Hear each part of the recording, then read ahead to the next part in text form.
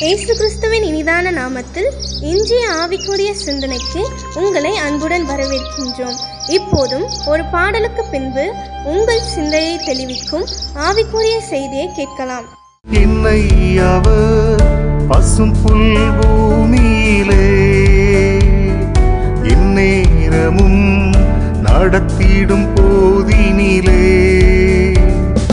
என்றும் இன்பம் ஆகா, என்றும் இன்பம் ஆகா, என்றென்றும் இன்பம் அல்லவா, என்றும் இன்பம் ஆகா, என்றும் இன்பம் ஆகா, என்றென்றும் இன்பம் அல்லவா.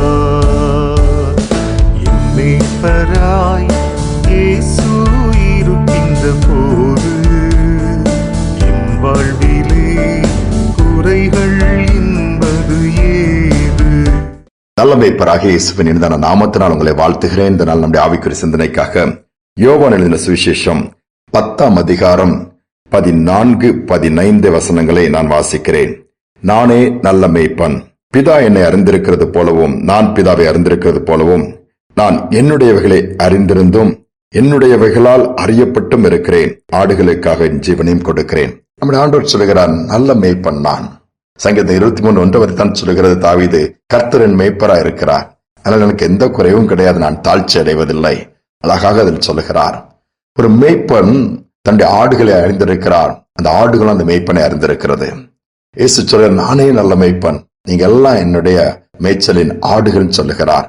அதையும் தாண்டி ஆடுகளை அறிந்திருப்பது மட்டுமல்ல, மேய்ப்பனின் சத்தத்தை ஆடுகள் அறிந்திருக்கும், ஆடுகளின் சத்தத்தை மேய்ப்பன் அறிந்திருப்பான்.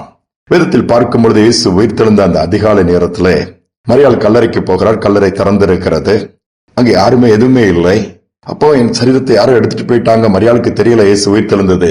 அங்க நிற்கும்போது தோட்டக்காரர் போல ஒருவர் நிற்கிறார், அழுகிறாள். அந்த இயேசுவை நீங்க பார்த்து சரீரத்தை யாராவது எடுத்துட்டு போனது தெரியுமா சொல்லிங்க, நான் போய் வாங்கிக்கிறேங்க போது இயேசுவானவர் நிற்கும் போது அந்த இதில் பார்க்க முடியவில்லை. ஆனால் அதே நேரத்தில் அவர் பேசுகிறார், மரியாளேன்னு சொல்லுகிறார். உடனே ரபூனின்னு சொல்லுகிறார், போதகரேன் அர்த்தம். உடனே போதகரேன்னு சொல்லி ஆன்சர் பண்றாங்க. ஏன்னா அந்த சத்தம் இவர்தான் இயேசு என்று சொல்லி காண்பித்து கொடுத்து விட்டது, அறிந்து கொள்ள முடிந்தது. அதான் நல்ல மேய்ப்பனாகி இயேசு மரியாளுக்கு அந்த இடத்துல தரிசனமாகிறார். போய் சீஷருக்கு சொல், நான் உயிரோடு இருக்கிறேன்னு சொல்லி அனுப்பி விடுகிறார். பாருங்கள், அந்த சத்தம் அவ்வளவு அழகாக ஆண்டவர் பக்கமாய் அந்த ஒரு நம்பிக்கைக்குள்ள கொண்டு வந்துருச்சு. உயிரோடு எழுந்ததை பார்க்கும்படியாக உணர முடியாத பாக்கியத்தை பெற்றுக் கொடுத்தது. ஆண்டவர் சத்தத்தை நாம கேட்கிறோமா? எங்க பார்த்தாலும் உலகத்துல தேவையில்லாத சத்தங்கள், போன் அடிச்சுட்டே இருக்குது, போன் பேசிக்கிட்டே இருக்கிறோம். ரோட்டுக்கு போனா எல்லாம் டிரான்ஸ்போர்ட், எல்லாம் டிராபிக், அந்த காரியங்களோட சவுண்டு எல்லா பக்கமும் இறைச்சல் தான். ஆனால் அவற்றின் மத்தியில் ஆண்டவர் சத்தத்தை நம்ம கேட்க கற்றுக்கொள்ள வேண்டும். அந்த அனுபவத்தில் இருப்போம் என்று சொன்னால் அழகாக ஒவ்வொரு நாளும் ஒவ்வொரு பாதையும் தாண்டி செல்ல முடியும், நன்மையை சுதந்திரிக்க முடியும். ஒரு விவசாயி ஒரு கழுகு கொஞ்சம் எடுத்து வளர்க்கிறான். வீட்டில வளர்ந்து விட்டது, அது கட்டி வைத்து வளர்க்கிறான். அது நல்ல பெரிய சிறகுகள், கால் எல்லாம் வளர்ந்து கூறிய நகம் அப்படியே நிக்குது, இறப்படும் சாப்பிடாது கட்டி வச்சிருக்குது.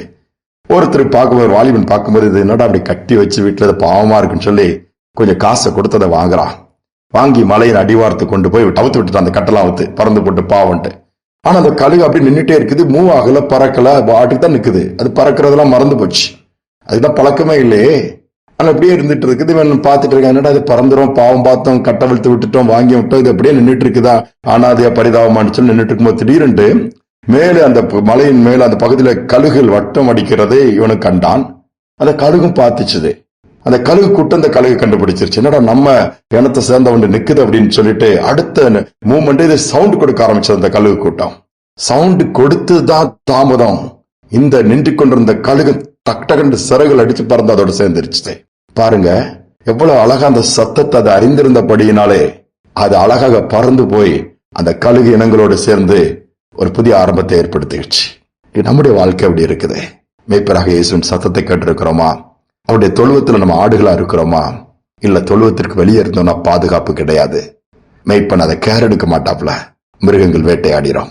வேண்டாம், தொழுவத்துக்குள்ள இருப்போம், ஆண்டவரை மேய்ப்பரா வைத்து தொடர்ந்து ஒரு சத்தத்துக்கு கீழ்ப்படிவோம், நடப்போம். புல்லுள்ள இடங்கள் அவர் மேய்ப்பார், அமர்ந்து தண்ணீரண்டில் கொண்டு போய் விடுவாராம். மரணத்தில் பள்ளத்தாக்கில் நடந்தாலும் கைவிட மாட்டார், கூட இருப்பாராம்.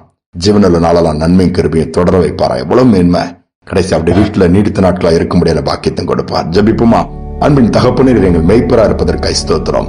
இந்த நாளிலும் கூடப்பா எங்கள் ஒவ்வொருவருக்கும் நீர் மெய்ப்பராய் இருந்து தொடர்ந்து நடத்த முடியாது ஜெபிக்க. நாங்கள் உங்களுடைய ஆட்டுக்குட்டிகள் அப்பா. அந்த சத்தத்துக்கு செவி கொடுக்கக்கூடிய கிருபை கொடுங்க. இந்த சத்தத்தை அறிந்து கொள்ளக்கூடிய பாக்கியத்தை கொடுங்கப்பா. நீர் அற்புதமாய் நடத்துகிற தேவன். இதனால குறைவோடு இருக்கிற பிள்ளைகளுக்கு நீர் மெய்ப்பராய் இருந்திருந்தால் குறைவுகள் இருக்காது என்று சொல்லி வேதம் சொல்லுகிறதே. தாவீது சொன்னது போல கர்த்தரின் மெய்ப்பராய் இருக்கிறான், நான் தாழ்ச்சி அடையேன், எனக்கு குறைவு ஒன்றும் இல்லைன்னு சொன்னது போல குறைவுகளை நிறைவாக்குகிற தேவன். ஒவ்வொரு குடும்பங்களுக்குள்ள இன்னைக்கு குறைவுகள் நிறைவாகட்டும், பலவீனங்கள் மறையட்டும், அற்புதங்கள் நடக்கட்டும். நீர் மேய்ப்பராக இருந்து உம்மை பின்பற்றுகிறவர்கள் எங்களை மாற்றுவீராக. செய்வதற்காய் ஸ்தோத்திரம், நடத்துவதற்காய் ஸ்தோத்திரம். துதிகானமை ஏற்றுக்கொள்ளும் இயேசுவின் நாமத்தில் பிதாவே, ஆமேன் ஆமேன். கர்த்தர் நம் மேய்ப்பராக இருக்கிறார், ஒருபோது குறைபட விட மாட்டார். அவர் நம்முடைய சத்தத்தை அறிந்திருக்கிறார், நாமும் அவருடைய சத்தத்தை அறிந்து கொள்ளுமானால் எல்லாவற்றிலும் வாழ்ந்து சுகித்திருக்க முடியும். இந்த சிந்தனையோடு நாளை தொடருவோம். மீண்டுமாய் நாளை தினம் சந்திப்போம்.